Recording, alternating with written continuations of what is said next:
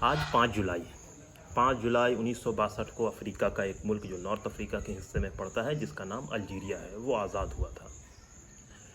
اس ملک پر France نے 1830 میں قبضہ کیا، ٹھیک اسی طرح سے جس طرح سے 1857 میں ہمارے ملک ہندوستان پر قبضہ کیا گیا، جس کی شروعات ہوئی تھی 1757 میں بیٹل آف پلاسی سے، اور 1857 میں ہندوستان پر مکمل قبضہ کر لیا۔ ویسے ہی 1830 میں فرنچ فوج الجیریا کی سرزمین پہ سمندر پار کر کے آتی ہے، 1830 میں الجیریا پر قبضہ کرتی ہے، اور 1902 آتے آتے پورے الجیریا پر مکمل اختیار فرنچ فوج کا ہو جاتا ہے۔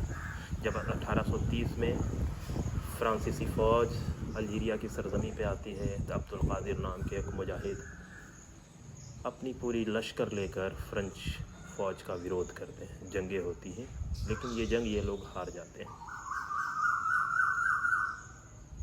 اور اس جنگ کے بعد کئی مجاہد کے گلے کاٹ کے فرانسیسی فوج اپنے ساتھ یورپ لے جاتے ہیں۔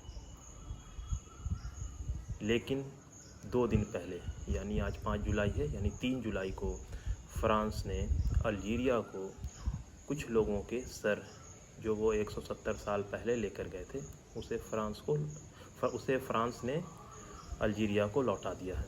تو الجیریا کی راجدھانی پہ جیسے ہی ان عظیم کرانتیکاریوں کا سر پہنچتا ہے تو اس کے استقبال کے لیے الجیریا کے راشٹرپتی اور پردھان منتری سب موجود تھے، ساتھ میں اپوزیشن اور کیبنٹ کے تمام لیڈر بھی۔ تو یہ بات میں آپ کو اس لیے بتا رہا ہوں کیونکہ ہندوستان کی جنگ آزادی میں کئی ایسے سرما تھے جنہوں نے اپنے دھڑ کو سر سے الگ کیا۔ اسی میں ایک نام ہے جو ڈاکیومنٹڈ ہے، وہ ہے علیم بیگ۔ علیم بیگ 1857 کے علمبردار ہیں، نائک ہیں۔ انہوں نے انگریزوں کے خلاف بغاوت کی، جس کے بعد 1858 میں ان کے بدن کو توپ پہ باندھ کر اڑا دیا گیا۔ توپ میں اڑانے کے بعد ان کے سر کو ایک انگریزی افسر اپنے ساتھ انگلینڈ لے کر گیا۔ بعد میں ان کے سر کو، جو ان کی صرف کھوپڑی بچی تھی، اسے ایک پب میں سگریٹ کے ایش کو جھاڑنے کے لیے اسے ایک ڈش بنا دیا گیا اور اسے ایک پب میں رکھ دیا گیا۔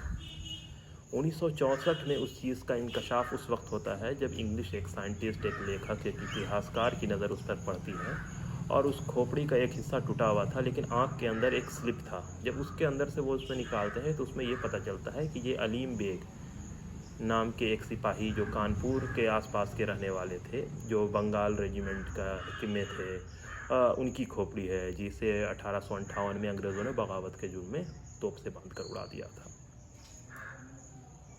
تو پچھلے سال اس موضوع پر کافی لیکھ دنیا کے وبھن اخبار، گارجین، BBC اور ہندوستان کے دیگر نیوز پیپر میں چھپا، لیکن ہندوستان کے طرف سے ڈائریکٹلی کوئی پہل نہیں ہوا کہ ہم اپنے اس عظیم سپاہی کے میراث کو واپس اپنے ملک ہندوستان لائیں، جس نے اپنے ملک ہندوستان کی آزادی کی خاطر اپنے آپ کو توپ سے اڑوا دیا۔